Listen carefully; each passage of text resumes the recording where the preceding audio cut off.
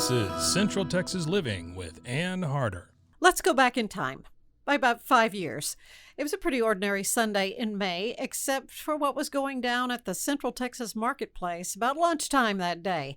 Two rival biker gangs had gathered at Twin Peaks restaurant. Things went downhill from there.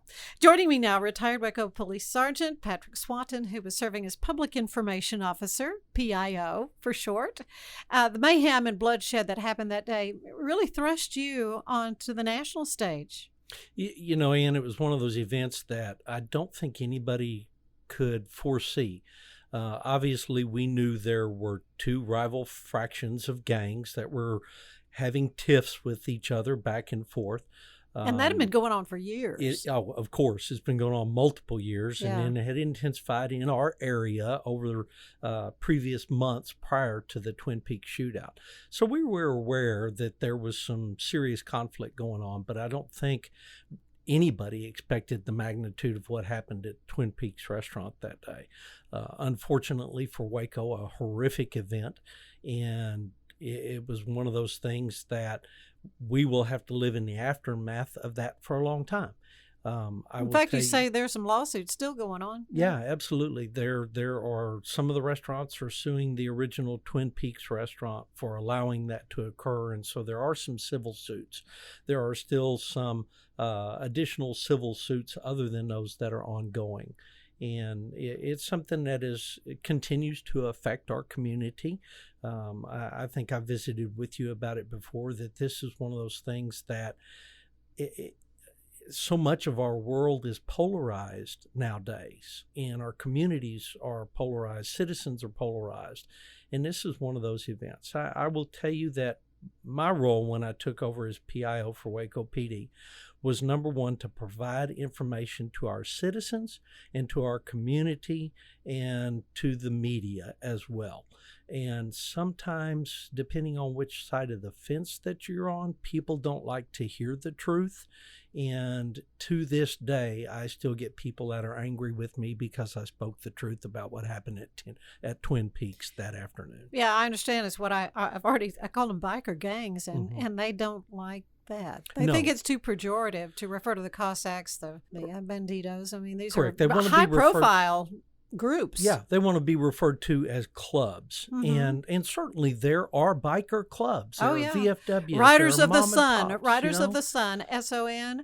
I've ridden with them. Okay. So, yeah. I mean, I love, the whole idea of riding and the open road and all that kind of stuff. No doubt. But yeah, there's definitely a lawless aspect There is to some of these groups. Fraction of biker groups that are actual gangs. Yeah. And unfortunately, we had some of those involved in the Twin Peaks event. And when I spoke of that and I talked about that, nothing that I said that day, the following days, to the national media or to our local media was untruth. It was all truthful. And the unfortunate side of it, there were certain people that didn't like me speaking the truth. And to this day, they're still angry, if you will, about me talking about what happened at Twin Peaks. And quite frankly, just laying the facts out as we knew them and continue to know them today. Well, it was horrific. 9 men died. Mm-hmm. The miracle of it, I think, is that it was only 9, because from what I understand, it was just mayhem. There were like 300 and something weapons that you guys rounded up. Absolutely, and that went from everything from nunchucks to firearms to knives to clubs to all sorts of handmade weapons. And again, that was another thing that people were angry that I mentioned, that some of them had weapons, that it was legal for them to do. It's not legal for you to carry a firearm if you are actively involved in gang activity, number one. And some of those people were not legally carrying. Some obviously were, absolutely. But the truth of the fact is there were people hiding weapons, and we talked about that initially. They were hiding them under bags in the bathroom. of flour. They put the they found them everywhere. Handguns in a toilet, in a commode. Normal people that don't have something to fear are not going to do that. No. And unfortunately, that is what occurred that day. And I think I've mentioned to you before that we had law enforcement there in marked You were cars. aware, had been watching, knew somehow, I don't know, you get tipped on it. Yeah, there's going to be a little meeting, quote unquote, a meeting of these two gangs. And so you were aware and kind of had a pretty massive force watching. Yes, I can say the department was absolutely aware of what was going on and had a Mm-hmm. contingency plan in place and had officers in place. They had plainclothes officers, fully uniformed officers, undercover cars, fully marked cars. There was no doubt Waco PD was there. And unfortunately, the event turned violent very quickly. It was not started by Waco PD. I was going to say, do they know how it started? They do. Yeah. And that's part of the facts that have now come out, the videotapes that have now come out and were allowed. And I'll tell you, I had some real discussions, active discussions, if you will, with our administrators at that point about wanting to immediately get those videotapes out. Right. I say we, let me put the caveat, I am now retired from Waco PD and don't speak for them being retired. But at that point, we had some healthy discussions with me trying to champion the cause of release these videos and show people what happened. And based on our theory of those are evidentiary, we had never released evidentiary videos, photographs, things like that in the past, and the department was steadfast they weren't going to do that. Obviously, when they were released to attorneys and were out there made available, then somehow those videos were released to major news networks, and I think that really showed America what we were saying all along happened, truly did happen. Absolutely unfortunate that people died there. Yeah. But that was not started by police action. That was started by two rivaling biker organizations. Very carefully said. That were not happy with each other. No. and had projected violence on each other multiple times prior to Twin Peaks and continued, unfortunately, to do that today. Well, and of course, then carrying this on to the courts, nobody is convicted of anything. Correct. Yeah. And again, I will not go into my personal opinion about some of the ways things were handled in the aftermath. Obviously, there were things done that lots of people did not see eye to eye with. And obviously, I have my own opinions about how things got handled after the fact, and how maybe they could have been handled better, for sure. But that is just part of people trying to make decisions, and very difficult role placement after that, and is something that we'll have to see how that goes. Well, there's not much, I don't think, in your training probably on a incident of this scale.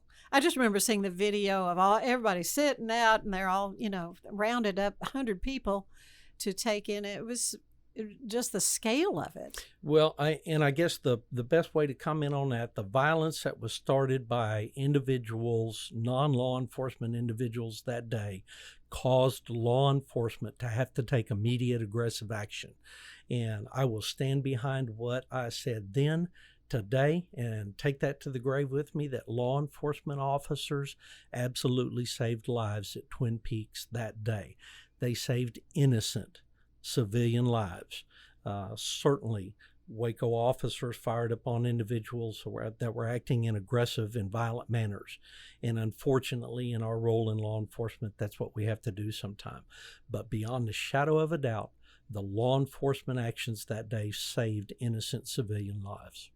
Well, you are a trained member of law enforcement, now retired, but you're also a trainer. You also are an instructor. Do you still do some things? Yes, with law ma'am, I do. enforcement? Yeah, Uh-huh. I teach.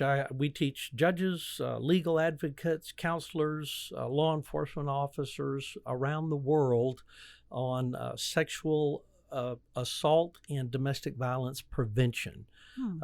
And that was one of the near and dear to my heart assignments that I had at Waco Police Department. I was over our family violence unit for a very long time, and personally became friends with the director of the abuse shelter here. I sat on the board with some brilliant, educated women, quite frankly, that intimidated me because they were so smart.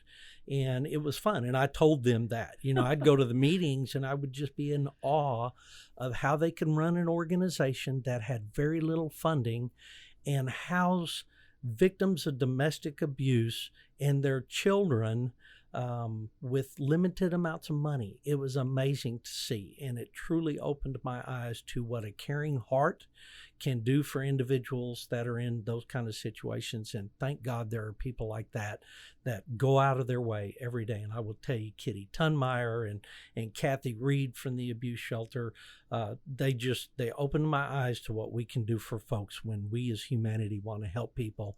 And it was amazing to see. So I carry that on with my afterlife career from the police department. I still champion the cause of domestic violence is not okay. Sexual assault is not okay, and there's things that we can do to stop that and help those victims of those crimes. Well, this kind of takes us then into the current climate of defunding the police, and the we're going to take money away from police and have other people, social workers or whatever, go to these kinds of calls. I mean, what is your take on these kind of calls to recraft, reimagine what a police force looks like? It's frightening, quite frankly, to think that they're going to send unarmed counselors to a volatile situation like that. I will tell you that domestic violence calls are one of the worst calls that police officers go on. We know how quickly they can explode. We know how violent that they can become. Here's what I would like to see, and what we did and continue to do at Waco Police Department was our officers responded to those calls, and we had the ability to call our victim services unit out if we thought that we could get some help. We had the ability to refer those victims to our domestic abuse or family violence unit that has counselors in-housed with them. They have direct access to the shelter, domestic abuse shelter, and legal advocates. And they work hand in hand with those people day in, day out to facilitate their needs. And you never know what those needs are. One of the things that we teach when I go out and guest instruct is that the victim in a domestic abuse case is the only one that can make that decision that it's time to leave. And there's lots of reasons why they stay. If you've never been involved in those situations, you may not understand that. But there are reasons they stay, whether it's the safety of the children, their own safety, the safety of their family. Lots of things can come into play. But they have to be the ones that make that choice. It's time to get out. And so one thing we try to do is train our officers. Keep going. Be there time after time after time and be available and get the resources to them. So we have that. I think sending someone that is non-law enforcement related without the ability to protect themselves into a domestic abuse situation has the potential to lead to catastrophe for sure. Well, one of the things that's kind of broken my heart about everything that's been going on with the police is that I know how hard you all have worked with community policing, with being in the community, trying to gain the trust of people in the community, and working with them, and yet in one horrifying situation with George Floyd, everybody says this shouldn't have happened like it did, and yet now it's just been taken to lengths that it's hard to even understand. No doubt, and that's one thing that I've got to say about our community. How proud I am of the city of Waco, the citizens of McLennan County. They know how to do things right. Right. And absolutely everybody has their opinions and their chance to voice that opinion. I love the fact that we had peaceful protest here in Waco. They were allowed to voice their concerns and say whatever they wanted to say. And it was a beautiful thing to see that they did it right, and there was no violence involved whatsoever. I think what we're seeing around our country today is that people are wanting to voice their opinion and get their word out there, and that's a great thing to do. Mm-hmm. But once the violence starts and things are burned or torched or people are assaulted, then it changes that message. You just went from somebody that even me, myself, am willing to listen to and hear your concerns to now you're a criminal and you're being violent and you're abusive towards citizens.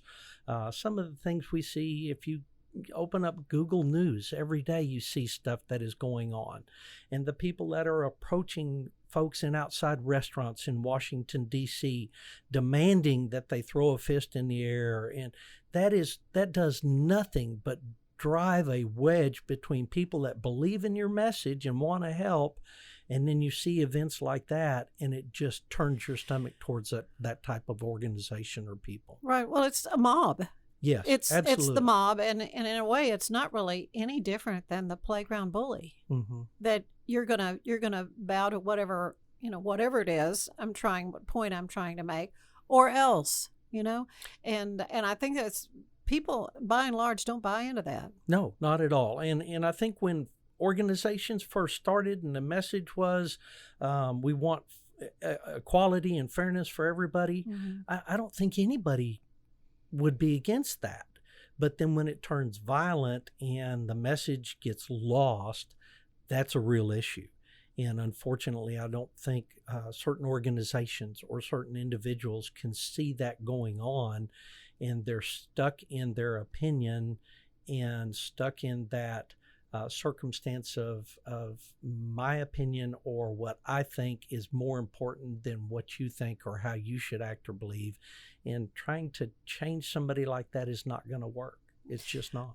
Let's talk a little bit about police training. What have you noticed over the years? And you graduated from high school, went to MCC, and joined the Waco Police Force. I mean, this has been your career.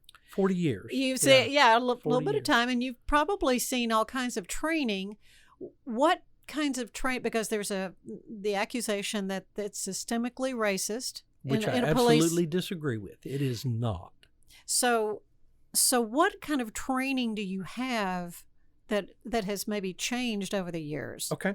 And that's one thing that when you look at social media or you look at some of the mainstream media reporting, I think some of that is so biased.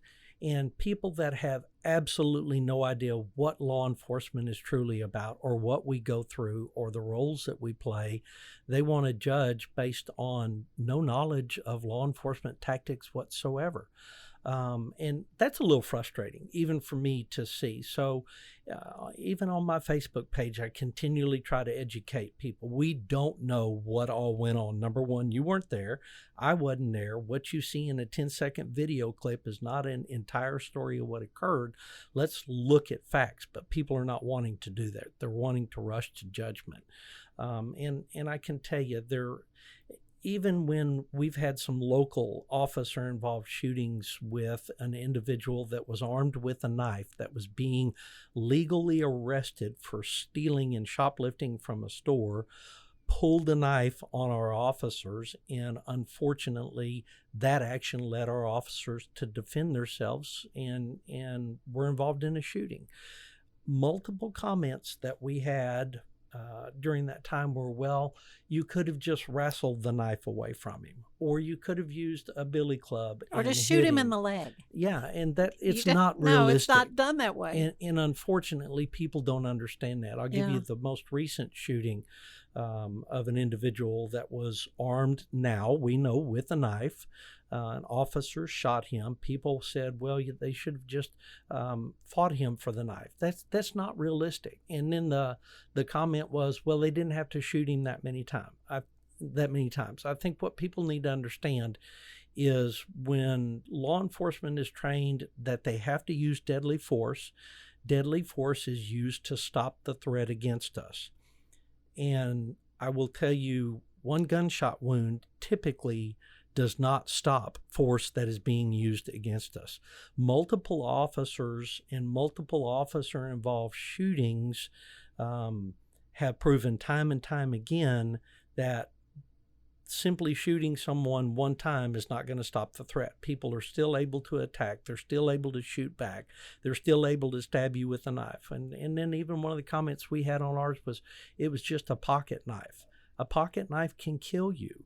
And people don't understand the fact that if I'm wrestling hand to hand with somebody and they have a 2-inch bladed or a 3-inch bladed knife, it takes about 1/4 of an inch to get through my neck to a jugular vein. Mm-hmm. And there's nothing I can do. I'll bleed out, even with help right there.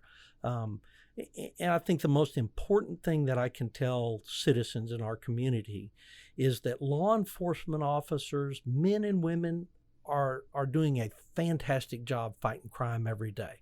They're doing a fantastic job getting along with our community and being a part and being involved in the community. And it's awesome to see that. We've got to continue that, obviously. But men and women in law enforcement want to put on their uniform, go to work, stop crime, help people, and go home to their families. It is that simple. Absolutely, there are bad law enforcement officers out there.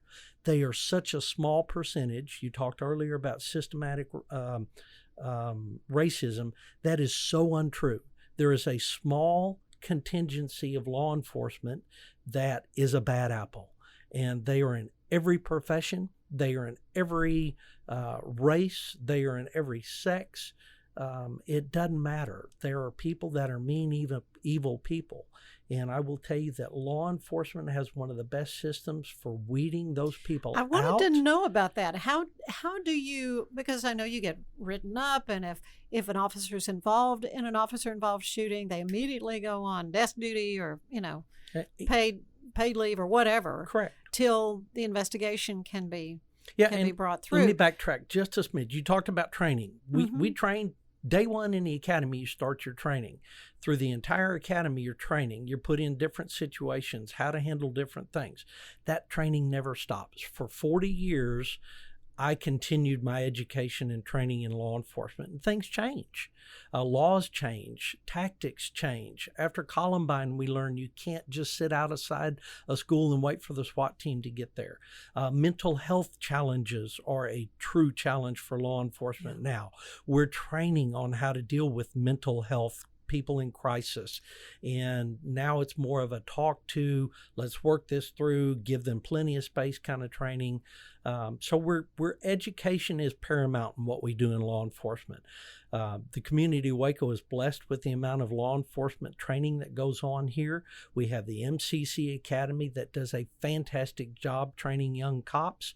Not only training the young ones, they're training us old ones as well that are keeping us up to date on stuff.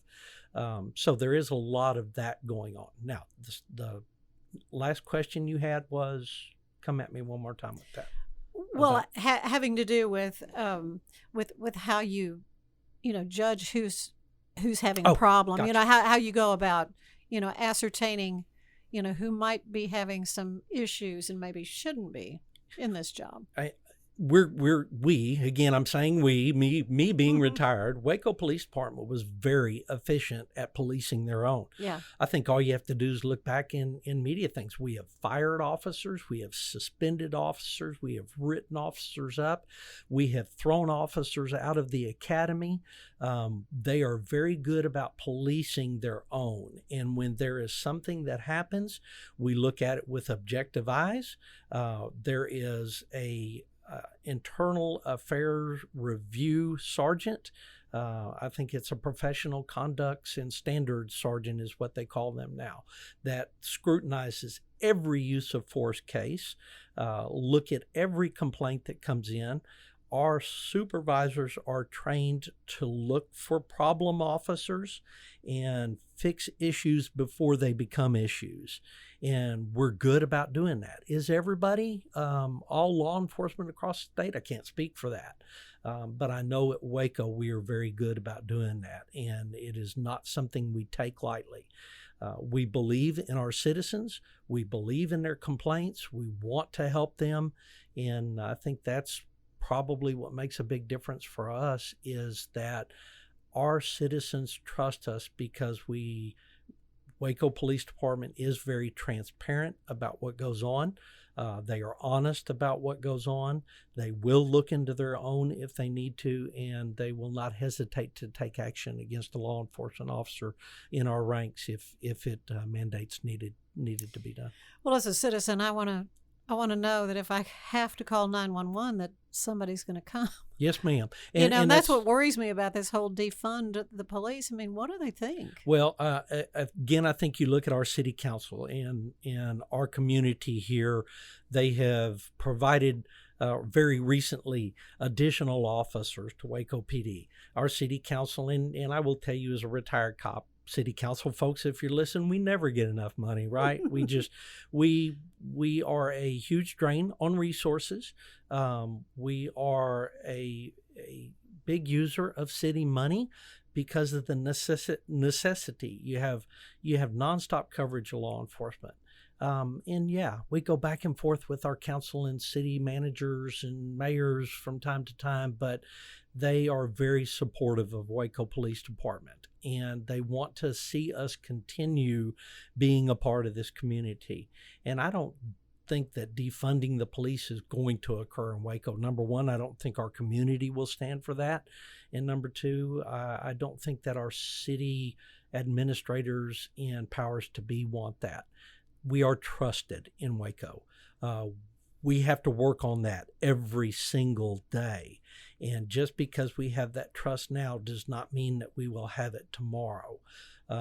So we ask our officers to get behind that thought of this is a community we serve.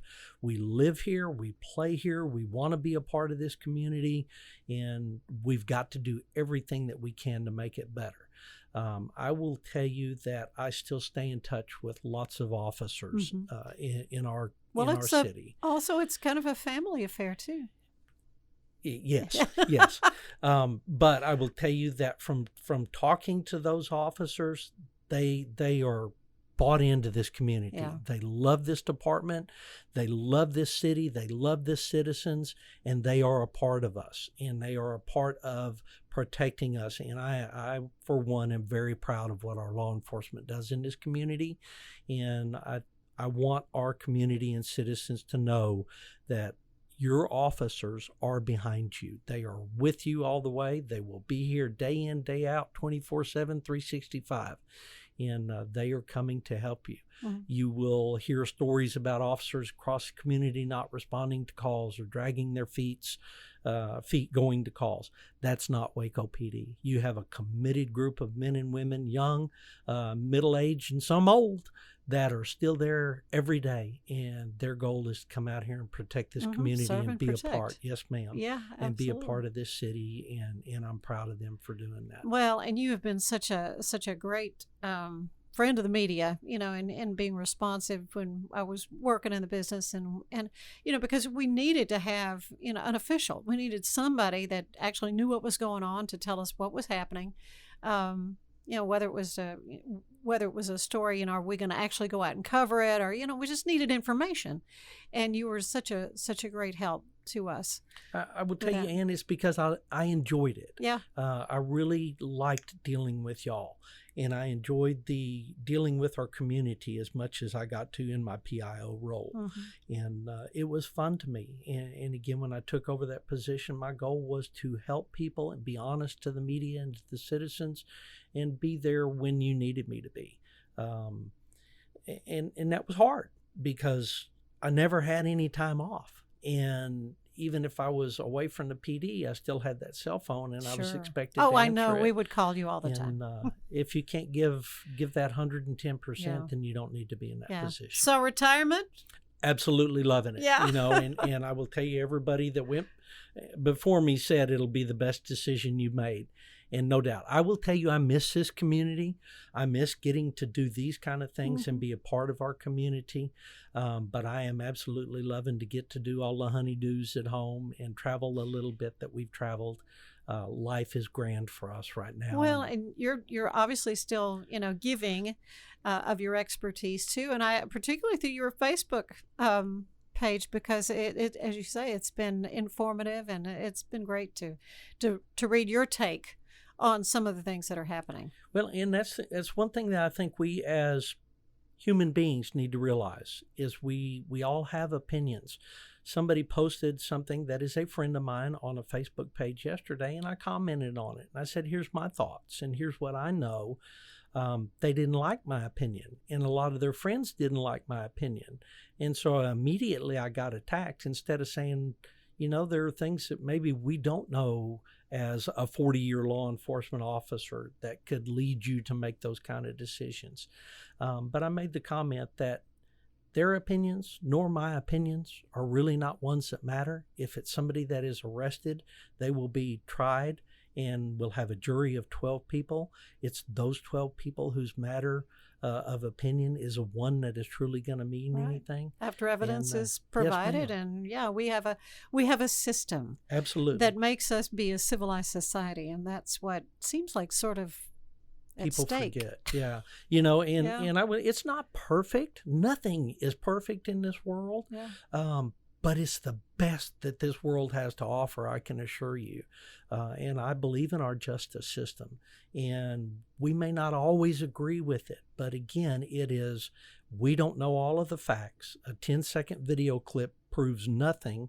And there are people that spend days, weeks, and sometimes months listening to mounds and mounds of evidence that are tasked with making that decision. And if you've never sat on a jury, it is an extremely difficult thing to do. It takes away from your personal, your family time, your work time, but it's something that is paramount to being sure that our communities run like they should and that we are all treated fair and equal.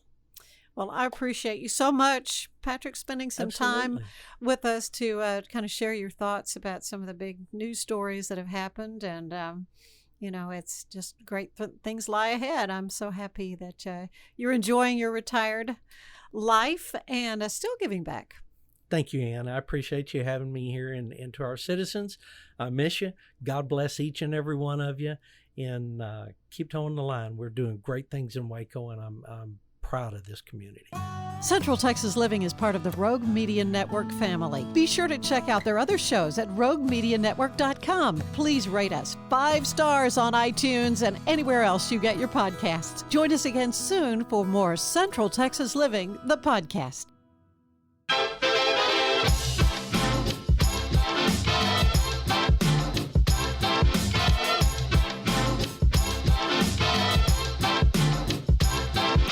Hello, and thank you for tuning into KNOW Waco. I am your host, Debbie, here to help you get in the know about Waco. So you may be asking yourself, why am I here? I'm here to be your tour guide through Waco. I'm here to tell you all the goings-on in and around Waco. I'm going to give you the 411 on what's happening, what's going on, and what events you should go to. This is your host, Debbie, signing off. Now that you know, go. Just go, Waco. You are going on a run.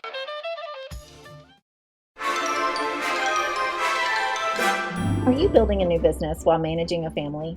Are you tired of trying to balance home and work and everything seems to be coming up short? Then there's a podcast made just for you. Baking Your Business from Scratch is where we create the perfect recipe for building a successful business while managing your home and family with love. Come join us and see for yourself.